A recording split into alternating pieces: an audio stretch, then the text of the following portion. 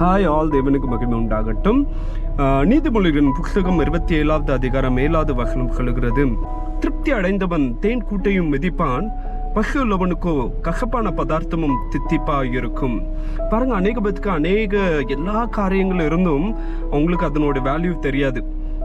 ஒரு 10 ரூபா நோட்டு ஒருத்தன் கிடைக்க அதுக்கு அதனுடைய வேல்யூ அவனுக்கு தெரியும்.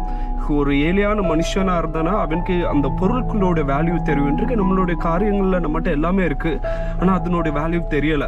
பாருங்க, நம்மகிட்ட இருக்கிற காரியங்கள் அநேக பேத்துக்கு அது எப்படியாய் காணப்படுகிறது, அது ட்ரீமா இருக்கு, ஆசைகள் இருக்கு, ஆனா அவங்ககிட்ட இல்லை. பாருங்க, அது அவங்களுக்கு கனவாய் வாழ்ந்து கொண்டு இருக்கிறார்கள்.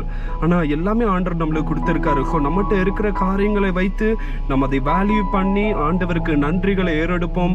வேற முடிஞ்ச அளவுக்கு இல்லாதவர்களுக்கும் நாம் உதவி செய்ய பழகுவோம். ஸோ ஏழைகளுக்கு கொடுப்போம். அநேக பேர் அநேக தேவைகள்ல இருக்காங்க. முடிஞ்ச அளவுக்கு நாம் நம்மட சைட்ல இருந்து நம்ம அவர்களுக்கும் உதவி செய்து நாமும் மகிழ்வோம்.